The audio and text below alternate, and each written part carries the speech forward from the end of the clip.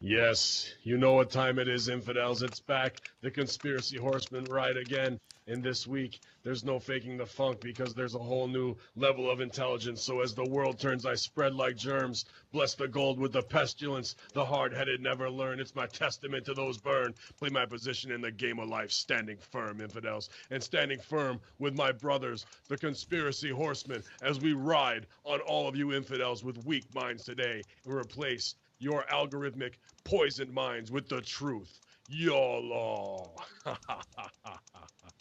Yes, we are back, and I want to say thank you right out of the gate to everyone who's been supporting. We're just getting hit up with so many great messages that you guys are enjoying the work we're doing over here at HackerHamin.podbean.com, or just checking out the Conspiracy Horsemen or HackerHamin on iTunes. We're just adding more followers and more listens every week, and that's all blessed to you guys out there wanting to, have some of your ideas backed up, and we're in the same ship with you, backing up the truth and just talking openly and trying to get people awakened and to things they might not even know about. I did a show yesterday and was talking Mandela Effect, and my co-host last night, Joe Jan from the SmackDown Rebellion, never heard of it, so his mind was way open today too. But let me introduce you some other open minds, as if this is your first time joining us. My co-host, the Greek God Papadon, and Big Stevie Cool. So Greek God, what's up, man? How you doing, buddy? What's going on, everyone? I'm doing well. Just living another day in paradise. Who are you sending an SOS to? Yeah, I'm not.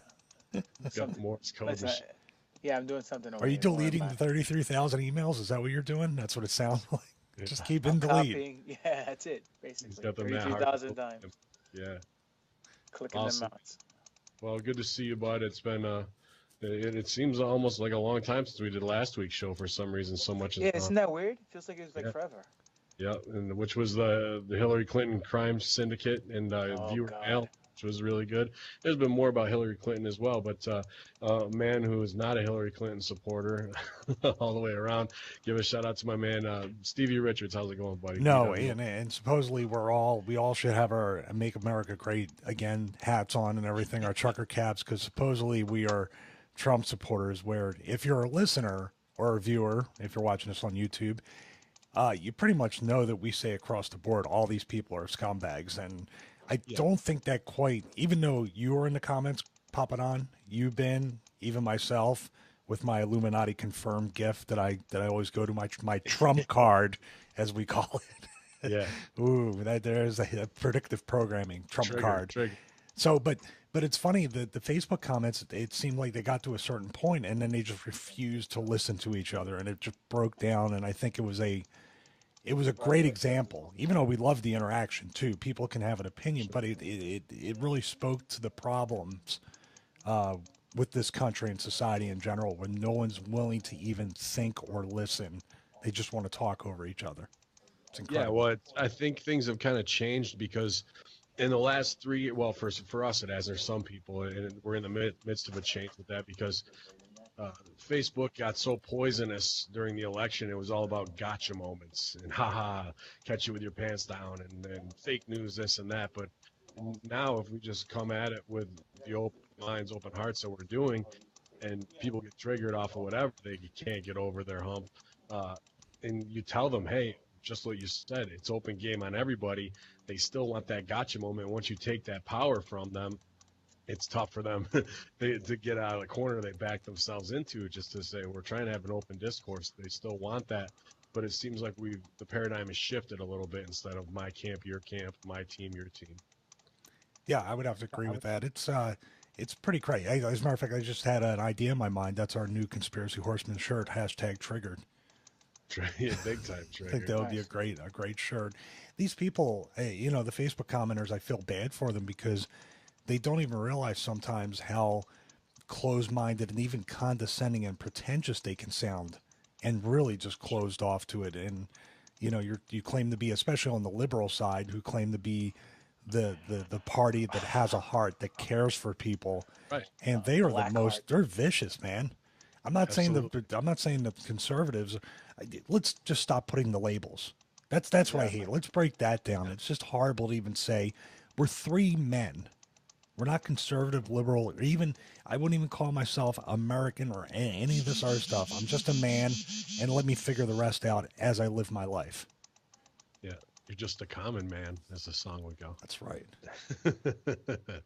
But I agree in the respect of we're not backing anybody and just trying to talk openly. And the people who were the first at the table who were triggered didn't even listen to the show. They saw a headline and get off Hillary, get off the. Well, why don't you go listen for an hour and a half and then come back? And if you have issue with something we said or something that you can disprove and let us know that we went down the wrong rabbit hole and we have misinformation, then goddamn, we're open enough to say, okay, great. Just like the show before that, where we wanted to believe more in Extraordinary in the Alien documentary, but we had to shut that down as well. And it doesn't matter if it's politics or mythology. That's what we want to do with this show. So if you get triggered by a headline and you just are tired of the Hillary story, well, it's been in the news this week, and Trump even putting heat on Jeff Sessions because he hasn't gone after them and bulldogged them and put them up to go to prison, how they absolutely should be under the microscope for. So it's still going on constantly, and there's a bunch of controversy today with Trump with some ridiculous LGBTQ tweets about not wanting transgenders in the military, and I'll hold his feet to the fire just like I would anybody else doing dumb shit, because he was saying that he'll go to bat for you and not use you like Hillary was during her campaign, and now here he is, burning them at their base. So it's open game, and anybody who's going back and double talking, and it'd be easy enough to come back and say, hey, I apologize for something that I was ignorant on, and let me go forward. But instead they got to knuckle down and say, hey, I'm right all the time. The first thing out of my mouth and my head is right, and I can never be proven wrong. And that's her blaming everybody, and that's him doing dumb shit like that. But here we are with open minds trying to just have a conversation. I feel that we. Thank God it stopped. Thank you. Why, you can hear the clicking? You could talk for the rest of the show. I can hear it. Yeah. Every click will haunt my dreams. So that first 9 minutes was for the commenters that said, all right, I'll listen to your damn show. Click, click, click, click, click. No, I mean, I copied over a tab on Excel, and I got to hit this thing because the formulas in one tab it's nonsense. Anyway. He doesn't like those silent keyboards. He's got straight up Commodore 64 Big Banger up. That's right, bro. Boom, boom. Damn, I forgot what I was going to say. Anyway, move on. I got to go back to clicking. The Greeks invented clicking. That's right. You best believe that. Hey, isn't it very... Go ahead. You remember? Yeah, I remember. I was going to say, we quote people on their bullshit because we were surrounded by it so many times. Now, yeah, basically put... there's little verbal disputes on Facebook over what we threw up our last episode, and people automatically, like you said, jump the gun because they see we basically called the bullshit on their princess, and everyone got up in arms saying, "Oh, what about Trump? What about Trump?" Nothing to do with Trump. You're comparing apples and oranges, and that's liberal logic 101. Closed-minded liberal logic. So let me not insult all liberals, because certain viewpoints, liberals, I can agree with. Certain other things, I agree with the conservatives. That's why I'm neither. But point being is, these individuals, right away, put the blame game. And the best way I can relate it, and I've said it before, I'll say it again, it's like when you have a new wrestler in the locker room asks you to watch his match and critique it, and then you watch it, and he comes to the back, or she comes to the back, and she says, or he says, hey, what do you think? And you try to break it down for him and correct the mistakes, and right away, they start throwing you, well, I did this okay. I did this good. What about when I did this? Was that good? This was good, right? I did this. What about the height I got on my splash? Or whatever. Because all they want is a pat on the back. And all they want to be told is how great they are. Same thing in this scenario. Same type of scenario, different variable. And it's ridiculous. Because let's call bullshit on Trump. Same thing. I'm not going to dispute. I voted for the guy because he was the lesser of two evils. But the guy's an idiot. I mean, let's face it. And that whole comment with the LGBT and the transgenders not being allowed in the military, they have every right to fight for this country because they live in this country. So, in my opinion, I think that was stupid. He should have just kept his mouth shut. And his whole thing with going out, beefing with Sessions now and talking about going after Hillary. The only reason why he's doing that's a misdirect because his son got caught with these emails with the Russians. So he's like, hey guy, forget about this over here. We're gonna go over here and we're gonna do what I said I was gonna do months ago when he first got elected, and then backed off about it, saying, she's got enough problems or she's been abused enough. Leave her alone for now. And now he's gonna, light the fire under that scenario this way people can focus on that and forget about what his son and his son-in-law did over here, what they shouldn't have done, which was stupid. So again, bullshit. So all you liberals listening to this, yeah, that's what you were saying, man. Is that the party of love and understanding attacks with vicious, blind ignorance. They did it to Bernie Sanders, one of the people that were within the party, and somebody that I believe, excuse me, if the election was on the up and up, which we always have our doubts, he would have crushed Trump. Bernie would have, and I don't understand unless, like you guys have said and we've said in past episodes, there was favors to be called in, and they were due. They were coming to all the campaign money over the years to both Clintons since the 90s. They needed her to win to cash in, and it all came crashing down. And it's fun to have the theory, like you said. Yeah. Little Hogan song. Yeah, we just got to keep the wrestling fans interested. Like you said, if somebody at CERN turned around in a fun kind of really juicy conspiracy theory and just said, we're just going to change this whole thing and we're going to make Trump win, and that's because they even stopped after how many months were they saying we live in an alternate universe? It was kind of weird. They were saying on the mainstream media. They absolutely were, just to kind of put that out there to get multiverse theory and that out there. But I dropped that same nugget yesterday. I was doing, in character Hamin the whole time, promoting a show yesterday on EC Radio on Disruption Network, which is internet radio here through Bubba Loves Bunch, some guys in upstate New York doing their own thing. And they'd never heard of Mandela Effect. And I even put over, I was like, hey, didn't it look like Hillary was going to do a walk-off on this? And then we woke up the next day and the entire world was shocked. It shocked the world pretty much. And it's they had to agree with that. And then just to give them the simple ones from Sex and the City and all that, then it broke down into that. But really, it still seems like that, and it is a juicy conspiracy theory, maybe, but the reality of it is there is possibly a nugget of truth there. True. Hey, by the way, you're up there in New York, Papadon. What happened with those that YouTube guy and those two indie workers? Were you anywhere around that?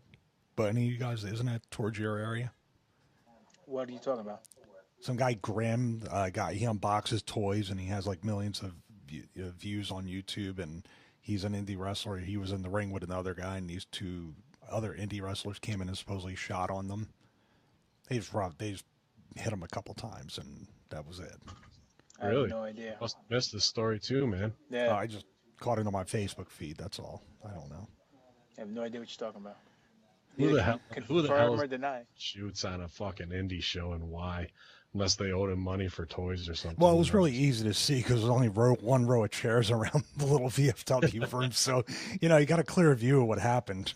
It wasn't too, nice. You didn't have to run down a long aisle to get to him either. So it wasn't a big deal. I don't know. Just look it up. Was it a garbage bag on the door type of scenario? No, I think it was just a door. It was old school. It wasn't like the old pickup truck with the door open and you come around the door, the changing room is the actual bed of the pickup truck. It wasn't quite there, but hey, they give me my fee in trans and hotel. I'll fucking work that thing every week. I'll shoot on Grim too. Yeah. Well, Papadon claims I shoot anyway, so he may have misinterpreted it. They asked me yesterday. No. See, now that's alternate facts. Alternative facts you're stating right now. Yeah. I never said you shoot. I say you big league. Big difference. You big league in the back, but when you get in the ring, you're all business because you already got your evil ways settled and you already got what you wanted because you big league everybody. Big difference. True. Well, I wouldn't even went out there then. I would have just took my money and went out the 24-hour gym and laughed for a couple hours. How's that? Yeah, they asked me yesterday if I was stiff. Why am I so stiff in the ring? And I always lay it in there. I don't. I don't go down for nobody. It's like, you're goddamn right. I ain't doing no splashes. I'll rip your eye out, and smash on your nose, and take your ear. But you ain't gonna see me doing no 450 bullshit. Forget that. So. Oh, you got Kevin Thorne coming up. He hits like a truck that's towing another truck behind it. And Jay Bradley in that same Oh, match. God. Yeah, so we'll see who's the stiffest one out there. And, all you got to do, you have to. The only thing missing is like Vito. Throw him in there. Why not finish you off all together in one match? Yep. So we'll see who comes out. And I got the shit beat out of me in Chicago last year in the Battle Royal that Brooklyn Brawler was in too. Dude, at Blitz, they book some big son of a bitches who don't really work anyplace else. So they're kind of green in the fact that they, aren't used to, not that I'm a legend or anything, but I know when I'm working Hacksaw, you better not even come close to working stiff, because he'll let you know right away. But dude, these guys, I'm talking probably 5 or 6 to 6'8" black guys in the ring who are just like 300 to 400 pounds. Like, watch me manhandle you, Hacker, at 6'3", 250. Oh, so you were like in the WrestleMania 2 Battle Royal with the NFL players. It's pretty much exactly that. It's like all the guys who didn't make it through the preseason walk-on for the practice team got booked in that Blitz Battle Royal. But this year is Lucha Underground Invasion, so I can kick a Mexican's ass all day long. Nice. So you are a Trump supporter. See, the Facebook comments were right. Yeah, well, he's a Hamin supporter. That's the other way around. I'm way bigger than he is. I'm the bigliest of the big leaguers. So I can't believe Ryan lets, with everything going on, he lets you sell that shirt, because they can be kind of sensitive sometimes to what they'll take and what they won't take. I mean, I'm surprised they took the Conspiracy Horsemen shirt just because it was so close to another Horseman group that people might not know about that I won't mention, because I want the shirt. Wait, they took down the shirt? No, I said I'm surprised he approved the shirt, because sometimes they're like he has the best shirt ever, saying a list of people that blocked him on Twitter. That's amazing, and he won't put it up. Yeah, CM Punk, Big Show, Kevin Owens, HBK, and Bradshaw all blocked me for apparently next to no reason. I mean, you may find out soon why. Yeah, might find out why. But real interesting in the fact of like what the F is. So, but he wouldn't put it up there because he didn't want to piss off Punk. So I'm like, dude, get out of here. He's always pissed off. What are you talking about? I know. I've never seen him not. So might as well get my heat off of him. Yeah. So easy enough. But they did put up the Trump shirt, and I'm down with that. And the rest of my head. Good segue to promote. Good segue. Give him the URL, man. Yeah, prowrestlingtees.com/Ben Hamin. That's right, all 16 shirts. I actually got another one going up, Radical Muslim with skateboarding shirt with a Arab doing a kickflip on a no skateboarding sign that my guy put together for me for Future Reunion, at Future Reunion. A great 2CW supporter and a great graphic designer. So that'll be going up soon. If you're into skateboarding, it looks kind of like Thrasher shirts, so pretty cool that way. And you can go to Stevie Richards, ProWrestlingTees.com, and get the Conspiracy Horsemen shirt as well. Work on some new graphics, and we're going to get our own site there, so we'll have a couple up there soon enough. Nice. And you can go to Pro Wrestling Tees /Greek God Papadon and get the flyest shirts in the market right now. See, I looked at that earlier. There was a 404 error every time I tried it, so they might not want to even try putting that in. Sorry. Greeks invented 404. It's a bad link. I don't know what happened. Womp, womp, womp, womp. Yeah, you can see his reaction at youtube.com/T4 Show videos. It'll be up soon. That's right. And there's actually some new promos up at youtube.com/Ben Hamin, one for Pro Wrestling Blitz. And then yesterday sold another $5 face slap to the DJ at EC Radio, Anthony Z. Donaldson. I slapped the shit out of him. He wanted some more money. That was his wish. And instead I took his money and gave him 5 upside the head. But he was enlightened after that. Now, before we get into this, before we get in the AI stuff, what's the latest on the Starbucks one from the Onion? Yeah, like they didn't put it over, but man, I got flooded with that just from, and I wonder because I do have plenty of Chicago comedy friends, and I know some of them do work for the Onion. If they were just hurting for content, and you're like, you know what, Hamin, my buddy, does this $5 face slap thing. Let's just do a rip on Starbucks along that line, and they just took my bit and made it into a Starbucks Onion piece as well. So highly possible and even probable. So interesting, but a lot of fans hit me up because I've had the $5 face slap established, which I really knocked it off from Subway anyway with $5 footlongs. So, you know, as far as that goes, and it was just a test, you know, to see if these Mark fans really who want a piece of you at the show will pay for a slice of celebrity to get slapped across the fucking face. I saw Eddie Edwards and Davey Richards after a show in Binghamton. Uh, these marks come up and take their shirts off after the show, and Eddie can fucking chop, and he was lighting these dudes up for free after the show. I said to myself, "Fuck that! If I'm gonna put one on you, you're gonna pay for it. And if you want a piece of wrestling celebrity, then he was leaving them bloody and bruised. These guys, so their buddies could do the pop after you got chopped by Eddie Edwards, and they remember it forever.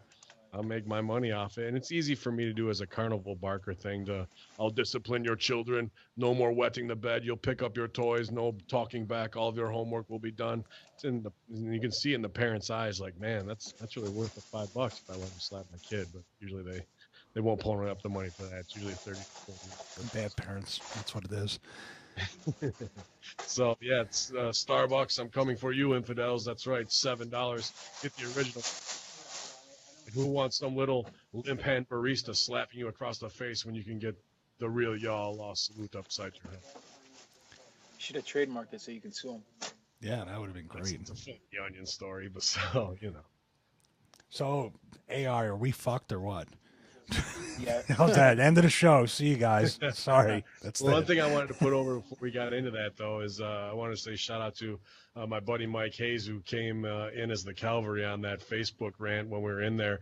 I love it when Mike Hayes, he dips in and out online, former OVW champ, and you might have seen him at on Tough Enough as a soldier with prosthetic leg, and I've told his story before on other shows how he was attacked by IED in Iraq. But I mean, the guy's full on a truther from 9/11 now, and he would even admit to the fact of that's what made him sign up for the military, and a complete 180 and gone through his PTSD, has plenty of heat with the VA and how they treat veterans and what wounded warrior and things along those lines. But a true patriot and hero, and that born on the 4th of July mentality after coming back from Vietnam, the character that Tom Cruise plays, this is the modern day version of it. But Michael Hayes needs no one to stand up for him, and he'll go toe to toe verbally with a governor if you want him to. And I always like when he does the run in, because anybody who's a triggered liberal or triggered anything who wants to talk shit, you can't say shit to Mike Hayes. Done it all, been there, sacrificed it all, came back, remade himself, and has a completely open mind to everything, and is willing to hear all sides. But when you're espousing ignorance or that viciousness, and you haven't done a tenth in life of what this guy's been through at an age under 30, I love when the Mike Hayes guy comes in. So I wanted to say shout out to Mike Hayes, and always welcome in any Conspiracy Horseman thread. And I will play that card if need be. Absolutely. Cool. So, but now on this one, which Mike Hayes may become a cyborg because he's already got the gimmick leg of, he's got all kinds of high level ones, and now he just needs it to get programmed for him to do crazy karate kicks and shit. But today's show is all about artificial intelligence, and it just kind of came on in gangbusters in the last 2 to 3 weeks of a landslide of stories in your news feed and in your Facebook feed, even on regular news, of just getting the public condition to what's coming. So the first one that kind of took off that most people might have seen is the Google AI, and it looked like those old classic Disney pre-drawings kind of, but the AI taught itself to walk, jump, run, and climb walls, and you can see the video of that, and it just looked like some goofy cartoon legs doing it. But man, it's the reality of what's going on. And even though it was just a 3D model applied with algorithms, it's working. Papadon.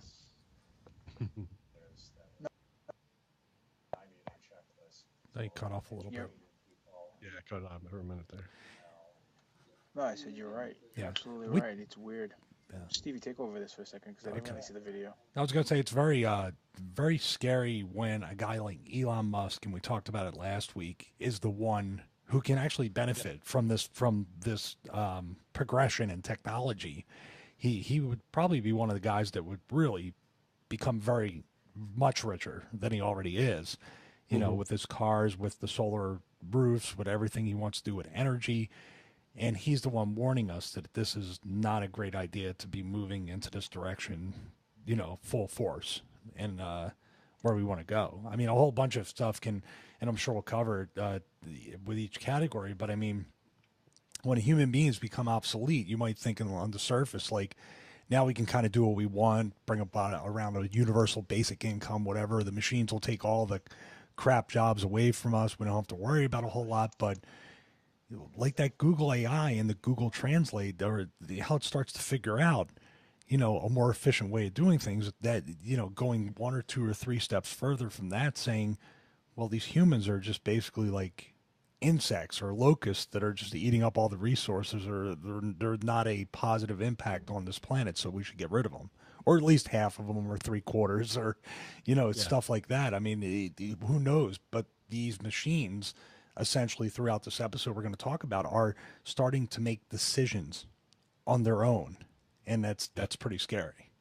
Well, I got the closeout music is that song "We'll Make Great Pets." That just remember that one from the '90s, the guy from Jane's Addiction, the lead singer, when he did his solo album, "We'll Make Great Pets." And that's, I think that's where we're going with that. There'll be a time where there's the crossover of humans get a little more enlightened to keep up with machines, but then they're just going to keep self-learning faster than we're able to, and the paradigm shift will happen where they are in control fully. The thing that with the Elon Musk bit, where he became the spokesperson a little bit more this week, in the warning and whistleblower, was that in his verbiage was that it opens the door for demons, these things to become demons. And I'm thinking, now you're seeing something, you know, biblical crossover into technology realm. And that was interesting. And we had another one with that too, which I'll get to in a minute. But like, you know, if we're talking about avatars, and then CERN is opening portals for demonic passage, and supposedly there's been more exorcisms than there has been in 4 decades this year, in the last 2 years. And, you know, if there's a vessel for demonic entities, which I don't necessarily believe in, but then again, what I believe in today could change tomorrow, depending on the right proof. For him to say that as a tech guy and go to a spiritual level, that was an interesting choice of words. There's a whole lot going on that's really weird. I was going to say that different theories that, see, you know, Facebook once again, and every time we share something on Facebook, there's something in my sidebar suggested post that kind of we're being watched, you know, and there's an algorithm involved with that. And Zuckerberg on the Facebook side is very optimistic. Of course he is. He's got a lot to gain from this algorithm and this AI and this surveillance type stuff. The way I look at it, there's all these theories that we haven't touched on one of them, but we touched on the other. The one we haven't touched on was that theory that said that we're basically an alien zoo, that we're pets for the aliens. The other one was about the Anunnaki, Planet X, Nibiru, and that basically we're just basically slaves to mine the gold. Yes. For the Anunnaki. I'm so obsessed with gold is our fundamental base of what our money's based on, and why we have gold fever. Yeah, but I mean, then we have a third one here that we're being warned that we could essentially become slaves or pets to technology, which we already are in a way, slaves to technology. We're bringing it to this show, but I mean, how many people stare at their screens all day and night long, all the time, trying to check their notifications or their likes and comments? So yeah, well, we were just talking about Facebook comments about 10 minutes ago, but we have a general thing as the human race of being very arrogant to think that, like you said, you almost hope this happens, because then we realize our place in the food chain in the universe. One of these things. That's my atheism kicking in, of man thinking they're so goddamn important, but a rock falling out of the sky could change that in a matter of moments, as you watch people run and scatter and society breaks down. And I'm definitely an addict when it comes to checking tweets and live tweets and this and that's going on. But, you know, I can also put it down and go out into the woods for 10 hours by myself if I need to with a rifle. So not a lot of people have that skill, because if they're put out in the woods, in the deep woods, they'd be freaking out. You know, that'd be the worst place for them, as they've been so connected. I just want to say one last thing, and then I'll lay off for Papadon. Okay. So what do you think about being an atheist and then thinking about somebody like Elon Musk, who never really advertised himself as a man of faith, talking about demons and talking about these religious type terms? Yeah, that confounded me. I don't know what to think on that. But then we have the technology of CERN and people saying that's opening dimensional portals to outside beings. So a demon is just a way to trigger people, especially faith across the board. Very interesting to me. I don't know what his level of commitment to any religion is, but that just stuck out to me, of a guy who's completely science-minded, completely exploration-minded, and now to put that out there in every news, it wasn't just like one headline that they made up. That was pretty much the headline across the board. And Zuckerberg and him, I pop, because now they have all the heat. Zuckerberg wants the AI and says that Elon Musk doesn't know, and Elon Musk is like, dude, he hasn't been in WWE. He's just an indie guy. I've seen the real potential of what could go. You know what I mean? Like that. He's treating him like that. So they're big dogging each other back and forth, or trying to get at him. But that's just like, oh, my bank account might be bigger than yours. Oh, well, I have the real information and I work with Vince. So, that kind of popped me in the fact that I'm anxious to see where that feud goes, what their business is going to be in the future, and how that's going to play out on TV. But the other part of that was we were watching, what was it on Sunday? What was it called? Punjabi prison match, the whole pay-per-view. Battleground, thank you. And I had tweeted out, because they're like, the Battleground is all about the colors of this person. I'm like, colors? So I just tweeted out, they should have used Ice-T's colors for tonight's theme. Ice-T liked it, so I marked out for that and popped for that. And we were talking about what a good movie Colors was, me and my buddy, Rated R, rapper Sean Recchio. And he goes, you know what else I liked from that time was Blood In, Blood Out. And I was, that was a good movie. And dude, I swear to you, it wasn't 15 minutes later, he's checking his timeline, and he got a thing that said, which Blood In, Blood Out character are you? He didn't type anything Blood In, Blood Out. Like, that's a pretty goddamn obscure early 90s movie, gang movie. And to not type it in there and then get that in your timeline, his phone is absolutely listening to exactly what we were talking about. And then whether they have these algorithms like what Game of Thrones character are you, or what Avenger are you, what Blood In, Blood Out character are you, that's pretty goddamn I've random. never seen that one. Yeah, that's crazy. Yeah, and it came out 15 minutes after we had just said that, and we were kind of freaked by that, man. So Facebook and your smartphone, absolutely not just collecting metadata of what you type in, but now listening to you in real time and putting things out there that think you'll like it. And we're all just like, this is bullshit. Dude, I shut my TV off every night. It's a Vizio, so it's very well known about the Vizio. That was the first brand to come out with the listening type thing. I will shut it off, and it's pretty dark in here when I go to the gym, as you can tell when I message you at 3 a.m. say, hey, we doing a show tonight? You're there at the fucking gym at 2 in the morning, bro. So, like, oh, but when I wake up, well, it's for research, because when I wake up, I walk out, I go to walk out the door, and that TV is on. Like, it's got that gray mist, though. It's been turned on. And I know I turn it off before I go. And this is going to sound completely fucking brutally crazy. One night, I shut the surge protector off. So I said, mate, as long as there's power, it did it again. Can re-trigger your surge protector? I don't know. Protector. The surge protector was off. Was there an alternate backup battery source? I guess. I mean, I don't know. That's my only guess. I don't think it's haunted. You know what I mean? I think that the device is being turned on overnight somehow, or something's happening, because it happens every single night. And then I finally just shut the surge protector off, and it happened again. You're talking 1984 telescreen where Winston's in his apartment and he has to actually hide around the corner to not be. They get up and it's a P90X that everyone has to kind of do, and they are watching you in real time. If you're not doing it, the person on the other end is going like a FaceTime. Winston, why aren't you doing this, and this? Oh, wow. And he has to line on those lines. So that could be your next part of your workout. You might not even have to leave. They'll just be like, Stevie, where are you? And or else maybe you'll be Big Brother. They got a pretty good idea of where I am. One last thing about the Elon Musk thing. You know who he almost sounded like he was quoting directly? Alex Jones was talking about the same stuff months ago on the Joe Rogan show. Yep. And before that. So that Alex Jones is not that crazy when he's talking about this stuff. Well, you just triggered that whole Facebook thread again, because all you got to do is say Alex Jones to these people, and they lose their goddamn. Oh my God. So, Well, a couple GGP, things. what do you got, buddy? Go ahead. A couple things. As far as the Elon Musk thing, he gave a very good example on why he feels AI is a threat to humanity, and the example actually sat with me. And he said, if you have an investment advisor, um, artificial intelligence, and he's picking stocks for you to make the most money, right? And they come up with some kind of algorithm where they put all their money in defense stocks, whatever, Halliburton, whatever, Right. and they go long on that, and they short agriculture or communications or whatever sector, other sectors in the portfolio.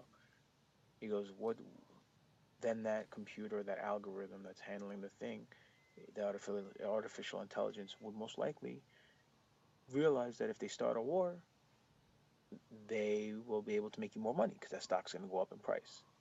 And basically what it comes down to is consciousness, and not taking everything verbatim, literally. You tell a computer, hey, the grass is green. The grass is green. It could be a light green.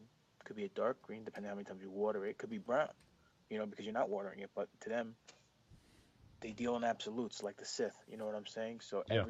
everything is going to be, and they're going to follow that one specific demand. Now, getting to the demand, they might go left, they might go right, but they're going to get there eventually, and that's their goal. They have the horse blinders on, and that's all they're going to do. And whatever they see fit to get there is just part of the mission, just to get to their outcome. Yep. Where a human would realize, well, if I do this, this many people is going to get affected. If I do this, that many people is going to get affected. Or if I do this, this might be the best path because it has the least amount of negativity. Persistence or residual effects. Let me just stop, because I like that you said the Sith only deal in absolutes, and I want to kick it over to Stevie because we talk Star Wars, but it made me think of Spock, who's based in logic all the time. What do you think about that mentality as applied to that, Stevie? The Greeks invented logic, Stevie, by the way. They didn't invent Star Trek because it's awesome. So it's really tough because we have these shows, and we're dipping once again in the predictive programming, because isn't it great to look at Star Trek and see that it's such a utopia and money doesn't mean anything and everybody is going for the greater cause of the needs of the many outweigh the needs of the few type thing. Now, I don't know if the analogy you're talking about in a loose way is like they look and say, kind of like I forget what the movie was, Logan's Run, when they get to a certain age, they die. They determine that their usefulness or lifespan isn't efficient anymore. So, like, do you think a computer could turn around and say, this person's 60 years old? Yeah, they're in great shape, but I mean, they live 60 years. It's not really logical for them to live anymore when we only want to have 3 billion people on the planet. So we have to find out a way to let 3 billion people die and keep there's no end to that. And let's not forget, I mean, on a side note, talking about Star Trek, computers, all this stuff, the microchip thing in Wisconsin, even though it seems harmless and it's voluntary, and I mean, that's straight up market beef stuff coming out right there. But I don't know why anybody, once again, AI, someone could, who knows how that chip can be instituted in a version 2, 3, 4, 5, 6, or whatever, what it can control. If it can shut you down like a car, like the cars that have the alcohol breathalyzer things. Yeah, sure. If they just want to shut you down remotely or shock you remotely, if you don't do your P90X at home, they'll just give you a little zap like a dog. My buddy's going through that right now, and boy, they get him every which way we're going in New York, where he's got to pay for it, had to pay for it, be installed, the rental fee, and to have it taken out. And once he starts his car with that, it takes a picture of him every 10 minutes and sends it back to the database. I could see the original version of like not letting your buddy be the one to do it and start up your car, but now it's a complete tracking system, and with that, that's why I was kind of alluding to too with Elon Musk saying demonic. Now you're actually absolutely talking mark of the beast from with that microchip for sure. And what do they put it in there for? So you can get a Coke or a chips out of a vending machine. Like that's what these people said that the first ones were for. And the first marks in America or whatever they're paying them for to do that, the first tech addicts to do that is just ridiculous. But I think that ultimately the very first test subjects are going to be felons who are being released. They're going to chip you, and whether you knew it or not, or it's some type of nano thing you even ingest that gloms onto your inside, I think that'll be an easy way for them to implement it in a mass scale for felons who are coming out of jail that they want to track or do whatever they want to. And even is there a lethal dose of radiation that it can let out, a lethal dose of poison, a lethal electric shock that can do exactly what you just said, where, oh, your time is up or you've broken the rule. Guess what? You die of extenuating circumstances from a heart attack or what have you. And you're right, the felons are, once again, I hear people probably screaming in Facebook comments or wherever they do, well, if you're not doing anything wrong, you have nothing to worry about, which is the worst argument ever for giving up your liberty and privacy and now your body and maybe your lifespan. And, people only think that's crazy, but did we really think we'd be here right now? 20 years ago? Not 10 the years fastest. ago? That Bill Burr rant. Did Greek God? You send that? Somebody sent that. I thought you sent it. It might have been my buddy Steve King sending it to me, and then I forward to you guys. But the Bill Burr rant on this microchip and stuff is awesome, and he touches on that. I sent it to you guys because I was watching it. Yeah. Yeah, and he hates that. If you're not doing anything wrong, it's just like you're about to give up your fingerprints to United Airlines, a retinal scan, and DNA chain to where it is. I mean, now I leave DNA everywhere because my beard hairs come out. So I thought you were talking about rats. I wife them. I just make more and more wives. But it's easy to find hacker beard pieces everywhere with as much as people grabbing onto in the ring. But that's like, how much are you going to give up to a goddamn corporation that's only concerned about profits and now tracking with algorithms? And what used to be a hot app, when apps exploded, it's all going to be algorithms now. That's going to be the next hot property of how can you come up with a human behavior tracker and profit off of the psychology of what people will tend to do, like any type of mouse in a rat in a in a maze type of thing to get to the cheese. Like that's what is the next big push that way. You saw the Snapchat thing, the one I sent you, that there's actually a patent connected to Snapchat for facial recognition from the government. So there's a patent. So you put a little bunny ears or nose or whatever. Everybody knew I thought way back when tagging yourself in Facebook was a way to start that, because there was that original rumor that the CIA actually started Facebook. Sure. And I would have to believe that, because like you said, we start talking about something, and I swear to God, I go on Facebook or Twitter or anywhere else, and there's everything that's recommended, even YouTube. What we talk about now will be recommended on YouTube before I go to bed, guaranteed. It'll be something, and it's nothing I'm subscribed to. All we're subscribed to, me at least, is Jacob Israel, which he already talked about it. So a lot of our stuff, if you want to see a great 20 to 25 minute show about this, he'll do that. Or if you just don't want to watch either and complain, you can leave a comment in the Facebook thread. I don't need to see it. I know what it's about. Go ahead, buddy. 2 words: Vault 7. Done. That's it. Could you remind everybody about that? Go ahead. Well, Vault 7 was with WikiLeaks. They came out and they dropped a bomb on Vault 7, stating that the CIA has the capabilities to listen and watch everybody on this planet through your cell phones, through your iPads, through all your technology goodies, even through your smart TVs.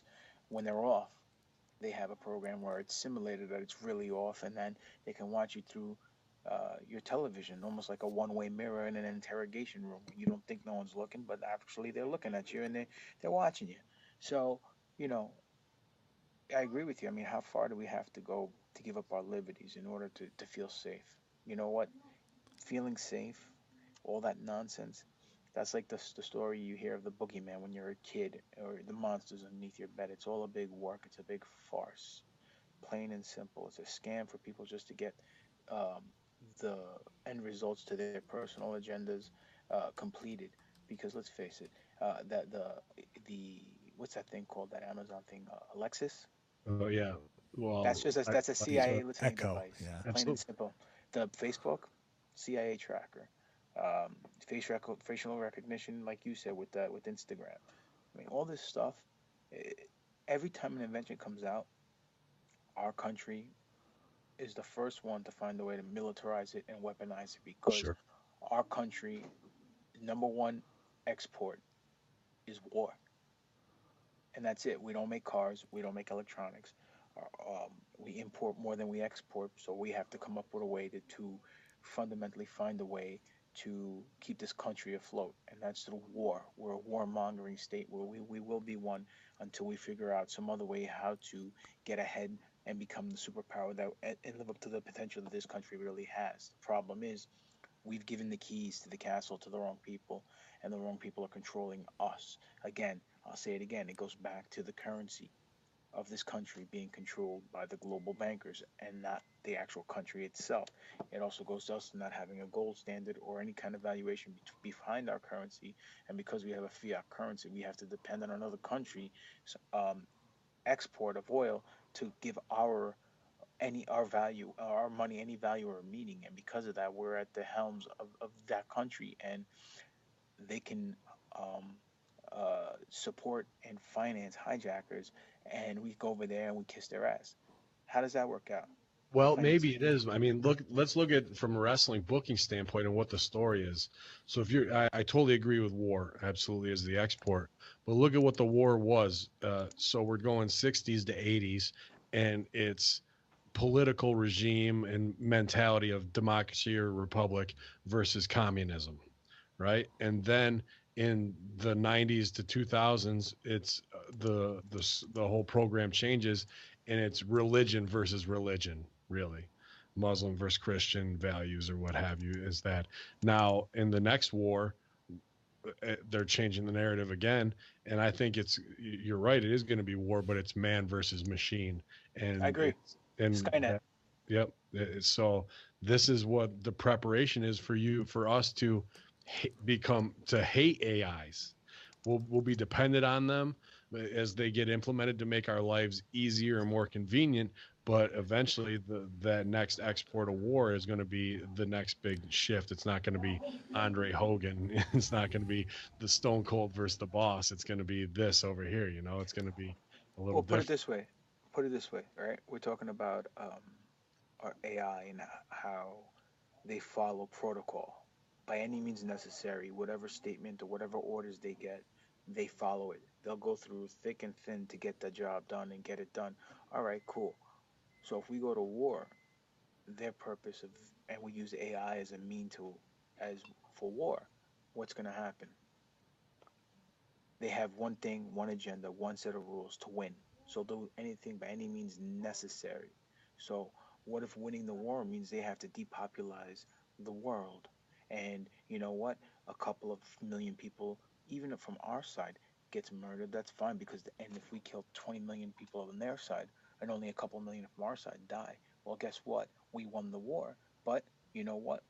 It's for the greater good, and that's Yeah, the way they see it. And machine doesn't care about poison, no, water, or any they don't need it. food. Yeah, exactly. They're it's not necessary. They're gonna bend the rules of. They're not going to go by any treaty that the war that goes on when we need that kind of stuff. But let's talk about real quick. Go ahead. I'm sorry. I just before I forget, the best analogy I can give you guys is like having a bad heel in a match, a greenhorn of a heel, basically cheating blatantly in front of the referee over and over Yeah, and over again. That's exactly what the AI would do, because he has to win using heel taxes and fight yeah. dirty. That's the program of a The heel. AI will just knock the referee out first thing before anything else and go straight heel. No, he can't because he has to win the match. So if an AI is programmed to win a Oh, okay. match, he'd lose if he hits the referee. So what would happen is he'd cheat in front of the referee over and over again, and all the heat would be put on the referee. not the AI. Same thing Okay. with a greenhorn restless, greenhorn heel. A good heel will cheat but not get caught and break the rules behind the referee's back so he can generate heat from the crowd on him. But a bad heel will do it in front of the referee over and over again, and all the heat will fall on the referee. And sooner or later, people get tired and realize, oh, it's all a big sham, and they don't come back. Same exact thing, dude. Same exact thing. I feel That's you. all for all you wrestling fans out there trying to realize what we're talking about. Well, let me tell you about my newest heel, really. And we saw the one video of him with the D-Wave computer, but as I dug down a little bit deeper this week, it's really Jordy Rose, the guy who was orgasmic about that quantum D-Wave computer. He has a whole nother company called Kindred. I don't know if you guys have seen this or not, but it's the higher people from D-Wave who are working on AI in Vancouver for him, and he wanted to actually, this is last year, he's got monkeys or primates that he's actually outfitted with these biosuits that hook to the brain waves, that hook to muscle control and all that stuff, and that's what he's using to program AIs to learn muscle response and whatnot. So eventually we can have remote avatars where it's us sitting at home and my avatar dressed as Ben Hamin goes out and fights Avatar Stevie Richards at the indie show. We never have to leave, but we can wear these suits at home. And he's got this technology already. He's working on it. And in Vancouver, that's a strange little test pool right now because I saw that they're using his new technology, and this is straight out of Minority Report, is going to implement this year AI algorithms from what's the name of the company? Kindred, Kindred, to do pre-crime sweeps and things like that to predict pre-crime in that area, where to watch out and look out, and combined with facial recognition, and I'm sure all these other algorithms all starting to move into one way. So people of Vancouver up north, definitely like to hear from you on Twitter if you've heard any stories like this or been a part to any of that or even seen any strange things going on. I'm interested to see a Minority Report come into life. That's very, very scary use of it. Well, guess what? It might already have come to life because I just searched and on bigthink.com over a year ago, pre-crime detection system now being tested in the U.S. It's called Future Attribute Screening Technology Project. So that's over a year ago. It comes into just a website, a blog, a science news site, whatever it is. So how many years ago did they start it before this came out? So it's there. Jacob Israel talked about it, and that's the scary part. You could go and say we go through the Atlanta airport, which is pretty stressful. It's pretty crowded. You're trying to rush. You're running late. You're stressed. You buy, a pack of gum, and you have some extra batteries, and you have a fan that you want to cool yourself off with. The AI could turn around and say, he's going to make a bomb, and I can tell because his heart rate's elevated because he's stressed. Right. But it doesn't know why. Yeah. It just sees you as being really, really suspicious. So and if people go, well, that's nuts. Think about when you're having a bad day, how you feel, how you carry yourself, how you might drive. Now, say I'm having a bad day and I'm driving, I just want to get home and I speed a little bit, but then the pre-crime detection camera, which there's a ton of cameras everywhere now, all CCTVs are everywhere. They could say, this person's speeding, their heart rate's elevated, they look stressed. And earlier today, we have it in the camera. They were having a bad day and got an argument with the boss. He's going to go home and kill his wife. What? And people might laugh at that, but that's a computer piecing it together like a detective and then guessing what may happen. Am I crazy? Am I completely off base with thinking that way? No. And they already have computers that say that that are hooked to people's senses and are now being able to capture their thoughts as far as that goes. So it's already a step further. It can show images of what you're dreaming about and along those lines. So I think even more so than what it is, if you were like driving home, you're like, I just want to run this son of a bitch off the road. Now, man, we might think that, but would never do it.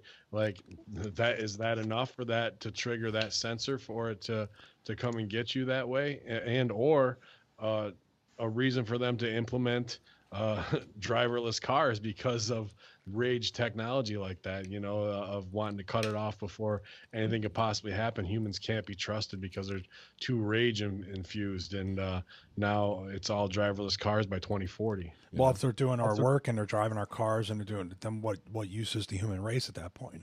Yeah, we'll make great pets. Well, what would happen is we'd end up being like those people on the chairs in that movie Wall-E, just big blobs of flesh that can't do anything. I don't know if you've ever seen Been to Wall-E. Walmart lately? Well, typical wrestling fan, I know.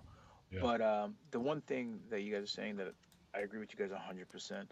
The one thing is computers, they try to think logically. They don't think, well, let's put it this way. A computer's programmed for the most logical result. But the one factor and variable that they can't input into their equation is free will. And that's what separates us from machines or us from animals. Human beings have free will. If we have a bad day, guess what? It's our decision whether to go home and be disruptive or just chill out. If someone pisses us off, it's our free will to either attack that motherfucker or turn our cheek and brush it off and walk away, turn the other way, and be the bigger man and not hit the person. But like you said, a computer won't realize that because they don't have free will. That's not in their equation, that algorithm that they use to come up with an outcome, because they don't know what free will is. They're a computer. Can I heal on you real quick? Bob? Let me heal on you real quick like that, because as an atheist, I believe that the brain, our computer, our central mainframe system, just generating electrical responses, that they could clock free will and they can play percentages with it, and will say 99 out of 100 times now we can predict it because of these models where you as a spiritual being and what you think, we call it free will, but what if it really is nothing more than impulse control, and you could measure electricity that the mind is generating based on you grabbing on the steering wheel, and it's taking your pulse through your fingertips and the heat that you're generating, and then it makes that decision on its own because of so many test subjects have been clocked this way, where it knows your will before you make the decision even. Well, I personally feel that that's impossible, because you put the person in a same scenario 10 times, you may get 10 different results. You may get 9 results that are the same, and that one result might be different.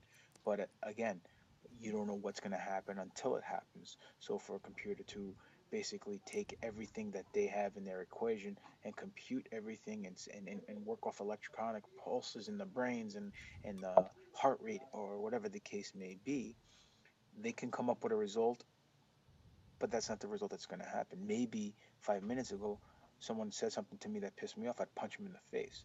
But right now, maybe I just kick him in the balls. Or 2 minutes from now, I just walk away. Right. Because in that instance, you don't know what's going to happen. You know what I mean? You got to make that rash decision, but you make that rash decision on your own recognizance. You don't just do it because, you're programmed to do it. We're human beings. We're like snowflakes. We're different.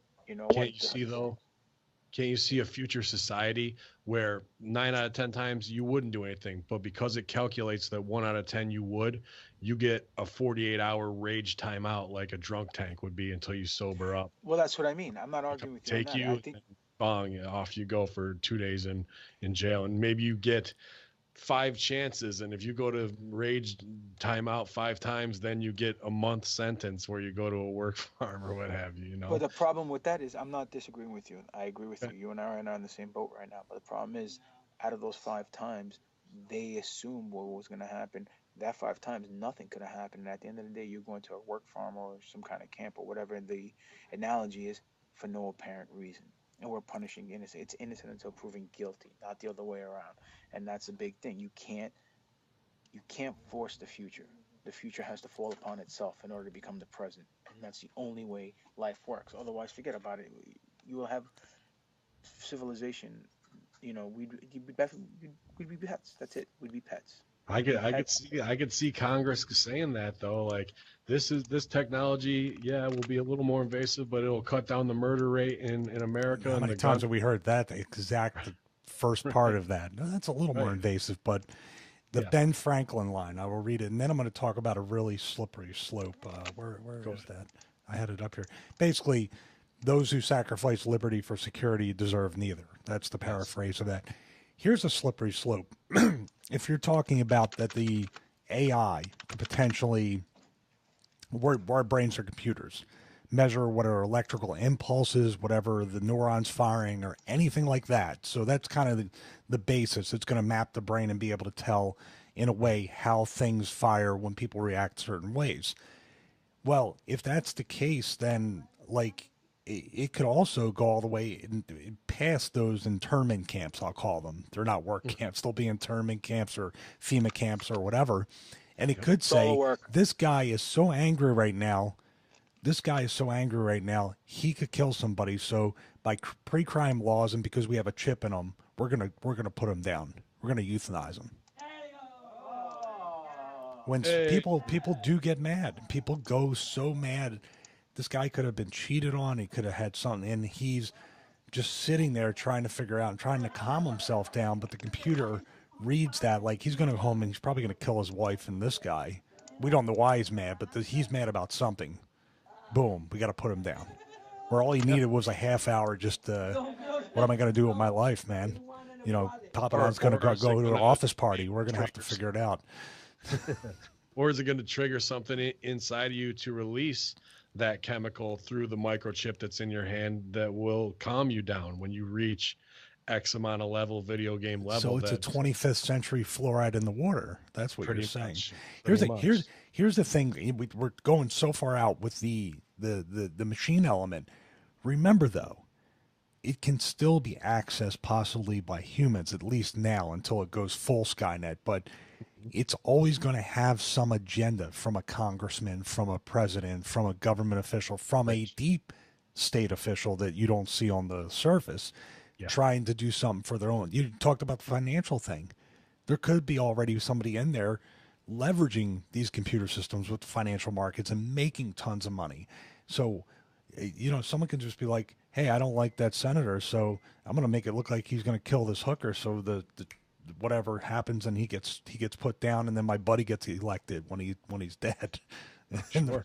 I mean, we're going way out there, but people are like, oh my God, you're going off on a tangent. But this is the possibility. This isn't even like the movies we're talking about that they put out are tame compared to what we're talking about, and they're still pretty bad. The Terminator, the 1984 movies, all that stuff is just, man. It's predictive programming. It's predictive programming, and they even been doing it in one of the few shows that was kind of a flop on HBO was Westworld, where it's an alternate reality where people can plug in and go to the Wild West and be surrounded in a scenario where they're safe, even if there's a shootout. But that's all AI robots and and AI hookers and all that kind of stuff where you're plugged into that. And whether that's a virtual realm or what's real now, but these AIs are just going to be implemented in so many ways. We talked about driverless cars, investment banking, and one of the ones that pops me the most is, even though it's Amazon owned, which there's a lot of, talk now of them being even too big and the government stepping in because they've just killed, well, really what it is Walmart's lobbyists are pissed off about it and are getting them involved because Amazon's taking away so much from them. But everything you pick from Amazon could be boxed and shipped via that. And then Amazon also bought Whole Foods, which was about people and about peace and about nature and nurture and a different experience than your big box store or your grocery store with food stamps in it. And now almost the whole Whole Foods checkout staff could be replaced, and the way you can just go and take things off the shelf, and because of these chips in your cart or in your hand, you just walk out of the store. That they want that to be the next new medium, and then either smart shelves or some type of smart robot comes out and replaces the product. So what started as a hippie store to get back to nature values and human values has now become the most automated, most AI run possibly business within the next 5 years. He got rich like really under the radar because what wasn't Amazon just kind of They were losing breaking even? money. Yeah, exactly. So he went from that to being basically the world's richest man in a way, or at And least same with Alibaba in China. Both of Alibaba them. is, or is he? Yeah, yeah. What's his name? I can't think of it. John Woo or something. No, that's the director of John Woo. Super racist of me, but it's something. Well, you didn't say Chang or Ping, so I'm sure you're okay. I did Sony, though. Mr. Sony. But that it was that they both just kind of came out of nowhere to be the world leaders. But I think that's just the amount of time it took for that to become a commonplace business. Walmart was pretty small and sporadic when they kicked out all the little guys. The super duper grocery store that was in my hometown that went under and finally couldn't even compete to Walmart, and then Walmart became the beast. Well, now there's an even bigger beast on the block, right? There's a new Brock Lesnar in town, and that's what's going on. So, who will be able to unthrone Amazon? I'm not sure. That's why they always want to be changing, so no one can kind of undercut that with drone delivery or whatever is coming up next. But them taking over Whole Foods alone, along with media companies and who knows whatever else, Well, is that's my same speculation about position. them, is that they were losing money, and now because of these devices like the Echo, the Dot, now the Look, they were getting a great deal of information because Amazon Prime is a great deal, no tax, Prime shipping. They were Sure. getting a lot of user information, a lot of financial information. I wonder if having that information and having the AI turned them around, since that's the subject we're on, if they Sure. had a flush of money from the government or anything like that, that they were able to Well, the become. government pays for everything that's shipped from Amazon. There is government subsidy in that. You can look that story up as well. So government technically kind of owns Amazon. Partly when it comes to the shipping and how whatever deal that they did with them behind the scenes, that wasn't voted through and lobbied through, that they used their lawyers to get that on a tax break It and could get have been some stuff. subsidized. We will subsidize you for all the information It very well and could be. all your data and your AI and your algorithms on these people and how they spend and what they do, so we can And have that.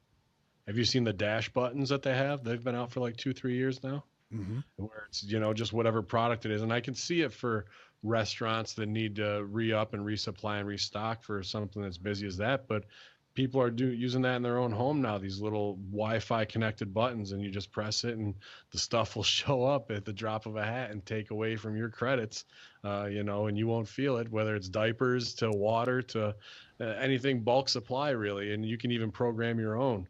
And then you're really giving up exactly the amount of time it takes you to go through something, the restocking, and that goes down to what level of water you're using or what have you, and are you using more than what's your fair share in this society? When you try to micromanage everything, you end up fucking yourself. And that's the problem. Look at WWE. They micromanage everything to the point where someone has to fart in a promo. They'll say in the script, blah, blah, blah, blah, fart, blah, blah, blah, blah, blah, blah, blah, blah, blah, blah, blah. Okay? And then that's why wrestling isn't what it used to be. Well, same thing with society. If you try to get put it this way, these companies, they don't care about the well-being of humans. They only care about their bottom lines, these corporations, and that's why they're going to AI. And now all these AI things, what they're doing is they're going to screw over civilization because people are going to want to use AIs for little things like that, like restocking your own restaurant. Hey, man, 50 years ago, your great grandfather in his restaurant, whether it's a Greek diner or not, you go to the store and you restock your goddamn restaurant. It's not that difficult. Just like, people used to uh, do things back in the days, and it got done. Now people want just a touch of a button. If it has to touch two buttons, they freak out. It's Yeah. ridiculous. Well, It's totally ridiculous. grandpa didn't have to check his Yelp reviews. That's the Well, difference. exactly, exactly. You know? And the problem is convenience, and isn't even though things might be a little bit more convenient, it's not always the best way. Sometimes you got to work hard to get the best results, not just to be uh, convenient or efficient, because you know what, it is better to work efficient, but there's a way to work efficient and still work correctly. um, with this AI, they don't it's not going to happen in my opinion. AI is going to be this destruction of human civilization as we know it and as how we grew up knowing life to be about family, love, friendship, whatever, being a good person. All that's going to go out the window. And what's going to happen is, like you guys said, we're all going to become pets. We're all going to become slaves to technology and to the AI. And eventually they're going to realize, you know what, humans are obsolete. Let's take them out. The most efficient and most profitable thing is for us to run this planet. And that's exactly what's going to happen. I think some of those have already happened. I think that the just even the definition of a friend has been changed Oh, on absolutely. Facebook. You've asked somebody like, "Who's your friends?" And they're like, "Oh, well, I have." They won't say, "Well, I hang out with this person and I see this person, or I play baseball with this person." It's a very detached, disconnected society now. There is no terms of family. It's once again trying to chase the new iPhone, trying to chase the new laptop, trying to chase the new shiny thing and work for that and not valuing your family. We have a different perspective because we're aware of stuff, and plus we did something we do something other people don't do, so we have a different awareness of society too, and we see it at its best and worst. So if you've been around a wrestling crowd, you see the best and the worst of people within that, and you kind of have to really be able to read and deconstruct people and how they react to things. So we're a Well, little put it bit this more way. ahead than that. So when we go Yeah, we home, are. yeah, we go home and we basically want to disconnect, and we appreciate our families and people that care about us and the human connection because, you know, we're old men. Yeah. That's pretty much what it is. We're That classics. was the long way of putting it. But no, but realistically, look at the way. I agree with you 100%. Look at the way promoting used to go because of technology now, right? People think that, well, promoters, quote unquote. I know people can't see it on when they're listening to the podcast. I just did some air quotes when I said promoters. Some of these people who call themselves promoters, they buy a ring or they rent a ring and they get their friends and everybody to get on the show, and they'll type up a listing of the matches or some kind of rundown of the show, and they'll get some one of their friends to make a flyer with Photoshop, and they'll put it online, or they'll hit social media, or they'll throw it on a wrestling group. This, that, that. They don't promote. They don't go buy newspaper ads in the paper. They don't go out to the local businesses and hand out flyers. They didn't do any of that stuff. They don't go and talk to the boys and girls clubs in the neighborhood. They don't talk to the police athletics leagues. They do nothing. They don't buy airtime. They don't buy radio ads. They do nothing to promote, and they draw 50 people. Why? Because they fell victim to technology. They're thinking, well, if I put it on the internet, or I put it on Facebook, or I put it on Twitter, everyone's going to see it and they're going to come because I have a flyer that my friend made that looks like crap, but it's okay. I didn't pay for it. And they'll come because I'll get 20 million people to come and I don't have to pay the boys because they're my friends, they're in this, I'm training them and I'm a nobody. And I'll say I'll give you $10, but guess what? The house is light. We only drew 35 instead of 50. I can't pay it tonight, kids. Sorry. And that's exactly what's going on. Everyone's becoming a victim to technology. People now. Oh, case in point. This past weekend, one of my good friends, his sister had a quinceañera, right? That's like a sweet 15. They don't do sweet 16s. The Latino peoples, they do sweet 15. It's called a quinceañera. So what we went to the party, and my boy, he's an MC. He does bar mitzvahs, this that on the weekend as a side job. He's been doing it for like 20 years now, right? He's awesome, this guy. He was getting the people up off their chairs and everyone's dancing all night long. So now picture a group of 14, 15, 16-year-old kids just dancing, sitting down, eating, then going back up and dancing the rest of the night. As I'm leaving, you know, I go to my daughter and her friend. I'm taking them home. I'm like, hey, what do you guys think of the party? I've never danced so much in my life. I haven't been to a party where so many people dance like that all night long. I looked at them. I said, really? They're like, yeah, usually the parties I go to, the kids sit there, they're on their iPhones all night, and they might get up and dance once or twice, sit back down, and they're back on their iPhone on social media. I said, well, that's what you get. When I was growing up, we'd go to a house party or a Sweet 16 or whatever, or a club or a bar, and you get a beer, and then you try to pick up a chick, and you dance all night, and that's it. It's called having a good time. You don't need technology to have a good time. You just need to have fun. People have their own energy. People need to go out there and have a good time and take it upon themselves and use their people skills, their social skills. What separates us from a dog or a lion or a cat, we can communicate with one another.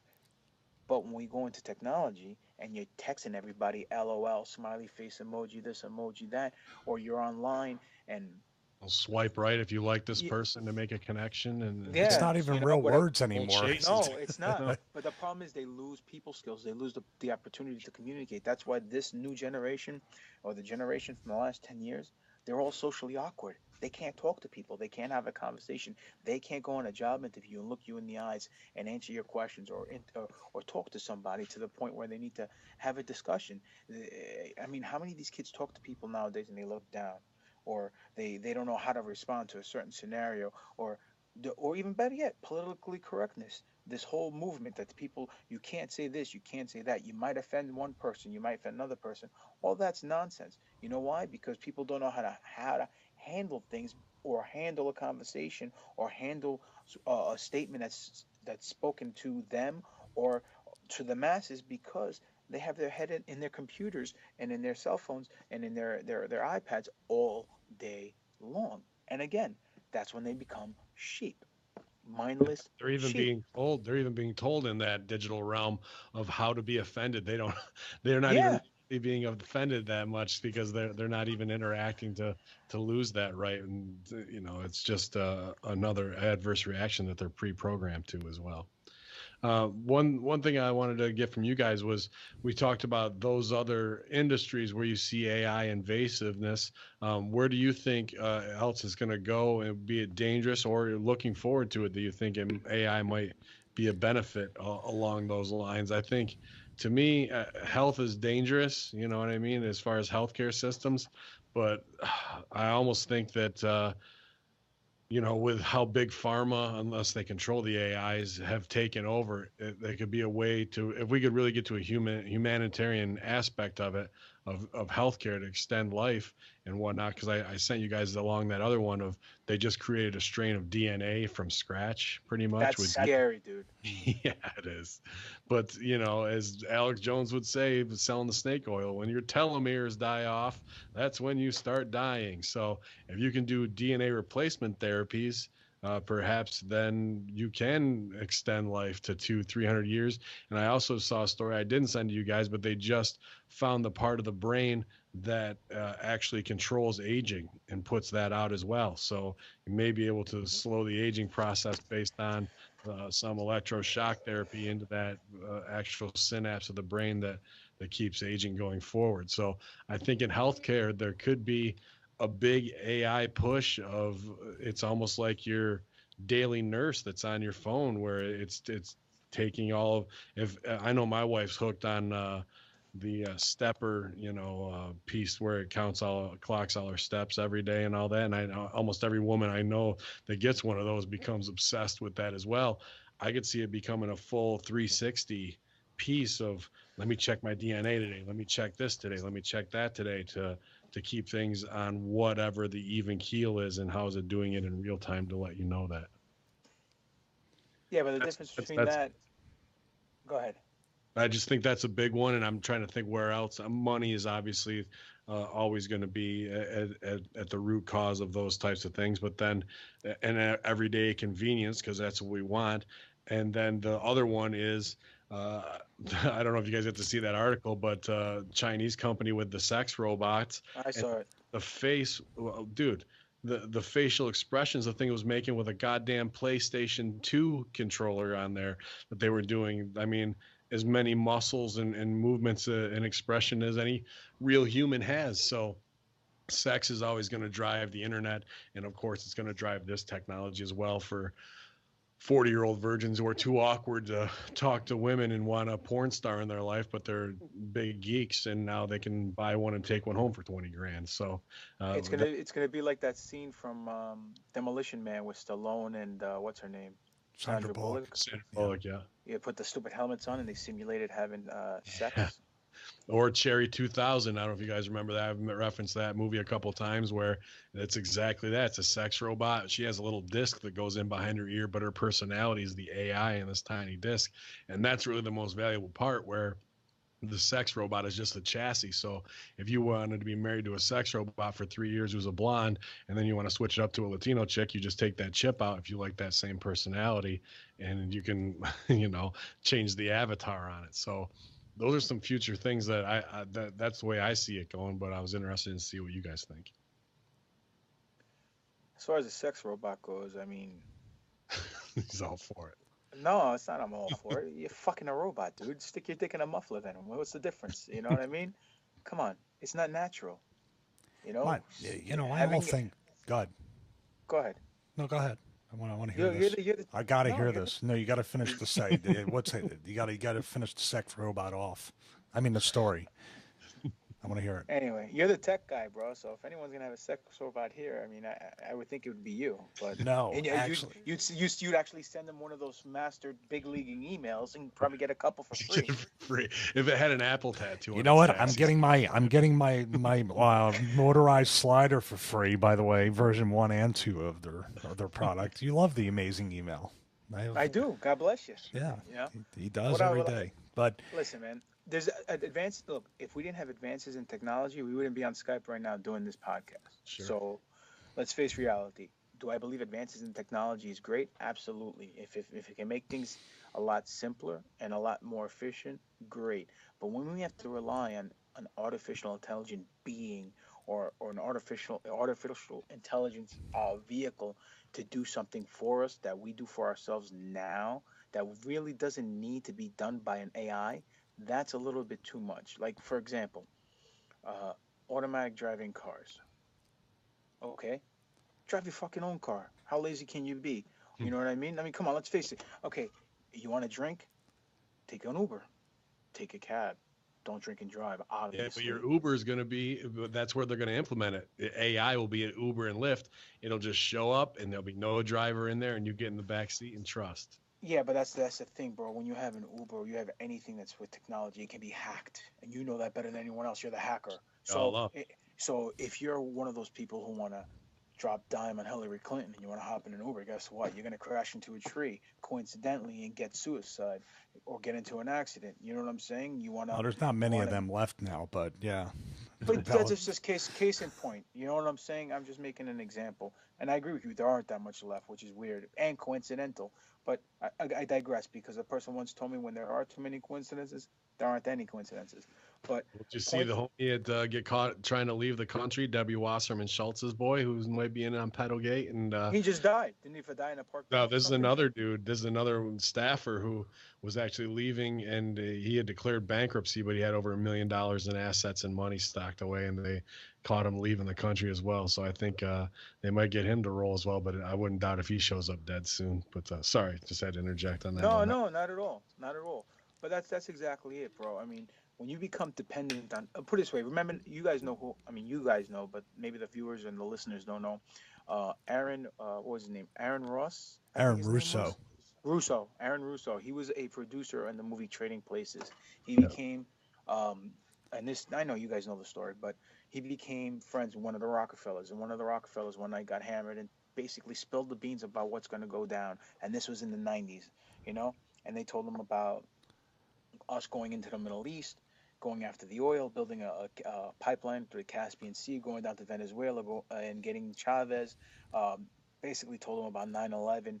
Not exactly in detail the planes are going to go in the building, but that there's going to be a horrific event like a Pearl Harbor in order to take people's safety away, rights away in the name of safety, and told them that the whole goal is to get the people chipped up with the RFID chip, and basically they're going to have all their information on this RFID chip, their whereabouts, their birth certificate, their social security numbers, money's going to be on there, their bank account information. This way people don't have to carry anything. All they have to do is scan their little chip in their hand, and what's going to happen, it'll be easy, it'll be accessible, it'll be convenient. But the fact is, they'll be on control to the people who have the power to control the RFID chip, and if people don't comply, they turn off their chip.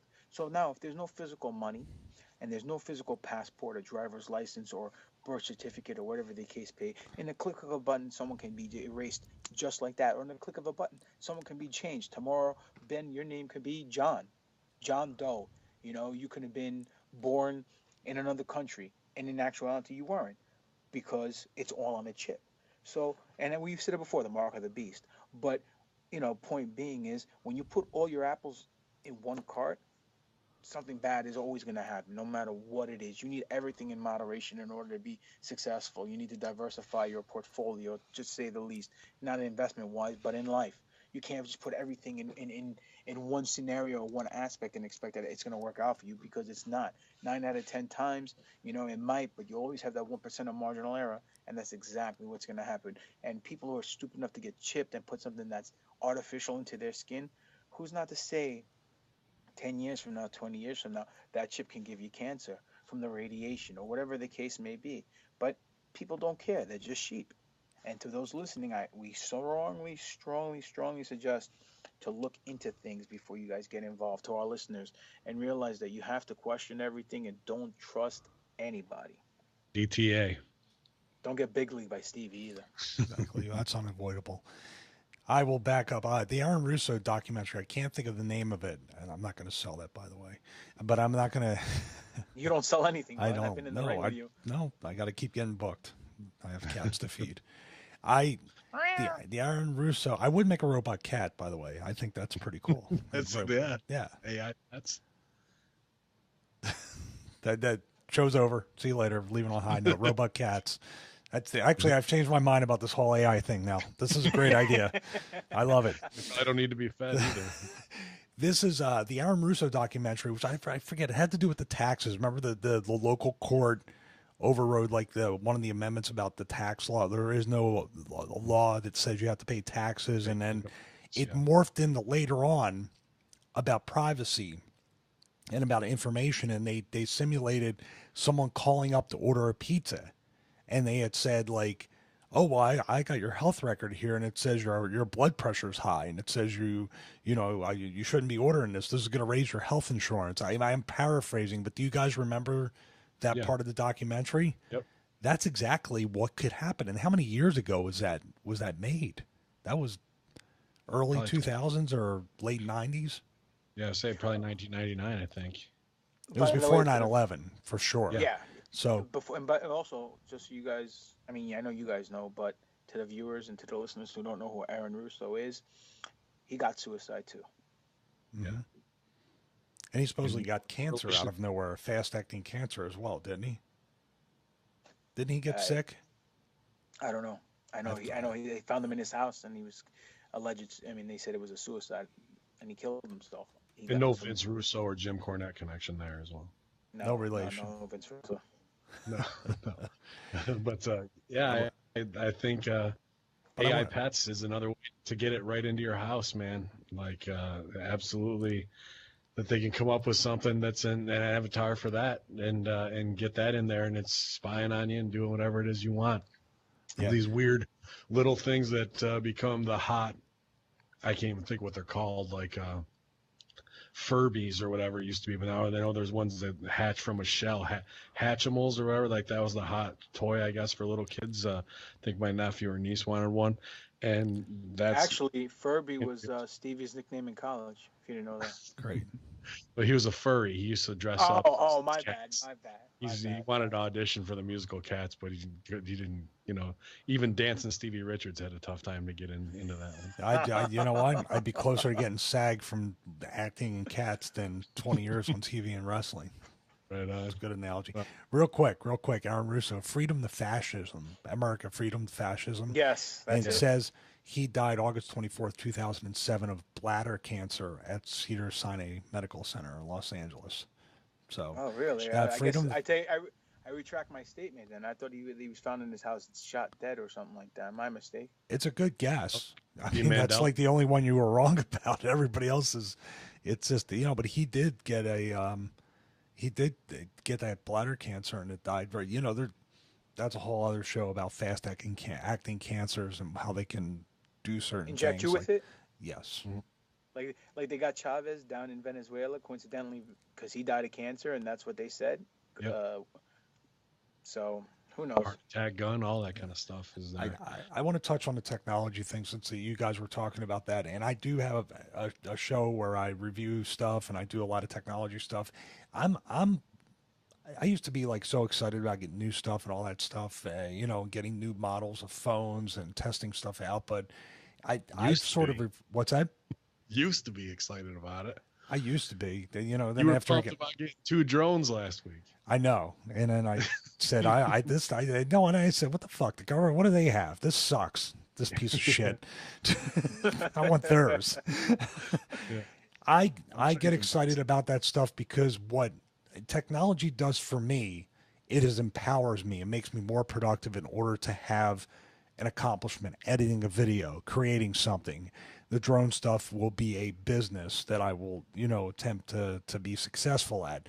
What technology tends to do for people is make them, like Papadon said, very lazy. Instead of a point of empowerment, which we have some amazing technology to empower us. So we can do a show, put it up on iTunes for relatively no money, and our voices could be heard, which, by the way, I think will not be for much longer if we'll start having to be regulated in that. But when people look at technology now, it turns them into the opposite. No power, powerless. And they love It's a ball and chain. Yeah, it's almost, it's another level of serfdom and slavery. It's like getting married. Sure. No, mine's good. So is mine. It was a joke. Yeah, don't ask her, but I'm doing good with it. Well, look, when it comes, like I said, advances in the technology is great if it makes the process that one needs to get a job done easier. But when we implement AI to overall take over the process to where the human aspect gets removed, that to me is a no-go, because number one, we're going to lose a lot of jobs. And what happens when people when I go to a CVS or a supermarket or a Stop and Shop or whatever, I never go to the automatic checkout. I hardly ever do it unless there's a long line. I got one item or something like that. I'd rather have an interaction with the cashier and do it that way, because number one, maybe I'm old school and I'm used to it from growing up, or number two, it just, to me, it makes me feel like, hey, if I don't do that or the next guy doesn't do that, then that person behind the desk is not going to have a job. And what's going to happen? How's that person going to make money? Or that, you know what I'm saying? So it's a symbiotic relationship, and that symbiotic relationship needs to grow. But if we get rid of people's jobs and implement it with AI, then what are all these people going to do? How are they going to pay for their bills? They are, and that's going to go right to Zuckerberg's living wage, and you being they're going to push it. But where's that money going to get generated? The living wage. How's that money going to get? No, that's when they chip you. That's when they chip you and say, "We will take care of you from cradle to grave, just like we always have." Which is we're primed for this. Problem, reaction, solution. Yeah, we're primed for this because we've proven for how many decades that we're letting these people in the government take care of us. We're basically so hands off with the way our country and our world is being directed, and that's proof. We've passed every test for them to just make us those slaves, for us to be powerless, and for us to cheat. And by the way, the only thankful part about that technology and the Walmarts and everything is it doesn't work like 90% of the time. You have to have somebody come over and ring you out anyway. So maybe we're not as close as we think with the Walmarts and the CVSs. I think the conditioning method, Pop is right on in that, and I think we're past it. I think we're 70% out of 100%, and now that they're rolling out the chips, this is the last 25% push to get us there, and then. Shout out to everybody working hard, but you see the people working at Walmart who don't give a shit and have shitty customer service. A lot of times I'd rather interact with a robot that says, "Thank you, come again, have a nice day. How was your day? Did you find anything okay?" Instead of some little 17-year-old brat who's rather be on her phone, who doesn't give a shit about anything and thinks she's owed the world because I'm surrounded by them in toxic central New York. And that's going to be all the excuse they need. And efficiency, whether it's how they redid Detroit with robots and cut all the jobs there in the auto industry, and you can build a car 70% by putting it on a line and having robots do all the welds and all that until they have to recall X amount of them. But if it worked there, they're going to implement. Yeah, but Detroit, not to cut you off, Ben, I'm sorry. Detroit's the perfect example. They took the one time the most booming city in the United States of America, right? Besides New York, Detroit was top of the list as far as jobs, manufacturing, way of life, and they replaced everyone's job with robots and conveyor belts and all this stuff. Now look at it. Detroit, and no offense to any listeners in Detroit listening to this, but I've wrestled in Detroit, and Detroit looks like a giant flea market that got burnt down. Okay, and every corner there's a crackhead. You know, I mean, I was But there when, are there still people there? Yeah, they didn't. A lot of them didn't flee. It's just say, how much of a shitty life can you deal with, and you'll still stay here for this little subsistence amount. And they don't, that with this stuff that we're talking about, they don't care. They don't want you living the high life of getting to that next level. They just want you to be able to exist. And well, that's the problem. I agree with you. I agree with you, but the problem is the reason why they stay is because people are creatures of habits. I've said it before, I'll say it again. All they knew was that job that they had in the auto industry working for that company. So once that auto industry gets taken over by AI or robots or computers or whatever, and they don't need the people anymore, where are these people going to go? They're not going to go to another state because there aren't any other car manufacturers in other states. Detroit was the hub. Detroit was the pulse of where everything was being done. So they're stuck there. They're stuck there with no skills. It's like a kid graduating high school and wants to be a pro wrestler, and all he does is pro wrestling, pro wrestling, pro wrestling. And whether he makes it or doesn't make it, he has nothing to fall back. And then one day realizes, oh shit, I'm up shit's creek. What am I going to do with my life now? And he's stuck. You know what I mean? Sure. That's exactly what. Well, it's going to make it all the way to McDonald's, all the way down the line. It's not just going to be high-end manufacturing. It'll be manufacturing your cheeseburger at this point. No, I know that. I agree with you, and that's a shame because also that's also going to, all these kids that get jobs in Mickey D's or whatever, they end up learning the value of a dollar through hard work. But if all the hard work's taken away and these kids don't have a job, how the hell are they going to learn what? You think the sense of entitlement now is bad? Forget about it. 20 years from now, these people are going to come out the wound expecting the world to give them everything at their feet. They're just going to want everyone to be a welfare queen. That's just how it is. It's ridiculous. That's the ridiculous becomes the norm, man. And unfortunately, that's where we're at. Any closing thoughts, pushes, or promotions we want to talk about here or not before we take it home? Yeah, subscribe to my tech channel. What a segue. He'll be reviewing the new sex robot soon. He's got the email out there. He's got 3 different. That's the name of the show. We can name the show Robot Pussy because we got it in the sex one, and we got the kitties, the robotic cats. And that's right. Robot Pussy. We got to start implementing that clickbait. Getting there we go. Well, all you got to do is like Clinton body count continues, and then we'll just get a lot of interaction off that. NYWC this Thursday. Nice. I'm not on. I'm gonna go to the show and hang out. I mean, I'm not gonna wrestle. And then Saturday, and all the West Coast peeps listening to us, go to AWS. That was a show I had to pull off of. I was gonna wrestle Tim Thatcher that night, so I'm kind of bummed because Timmy's a friend of mine and I like wrestling him. But I'll be down in Cali another time. Go support the show. It's full of tons of people. Last time I checked, Tim Thatcher, what's his name? Sean Hernandez formerly of LAX. Yeah. I think who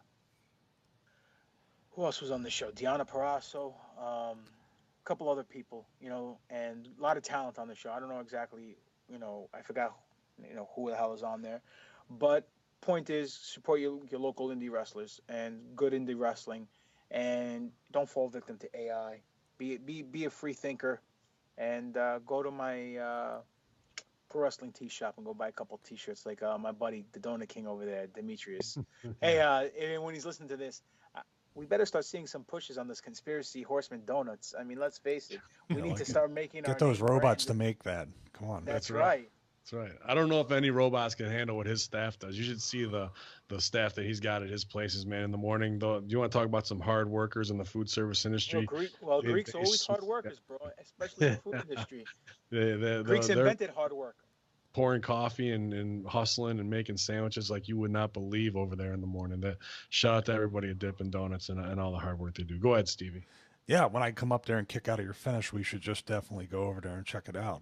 Ben. Oh, absolutely. We'll take pictures. Great. You'd love it. For sure. Outside of that, just go to my t-shirt store. I got nothing going on. Next week, I'll be in KC for a couple days wrestling out there for NWL. Then I'll be back in Nashville, the easiest building in the world to work at the fairgrounds. You might remember it from many mythical title changes from Jerry Lawler's promotion, but it actually is a building that exists. And then Yeah, I think I say this. I never say it, and I always I see people tweeting it, but Papadon, myself, and Ben are all available for bookings. So Oh yeah. yeah, that would probably be a good thing to put. So Conspiracy Horsemen at Gmail, if you're listening, for all three of us. And you know what? We can do a package deal. We can record an episode of the podcast, do a seminar, and wrestle that night. How's that? That's right. Do it all. Get you over. So even book them first, and on then the show. talk to me at the end, and then we'll talk the money. Yeah.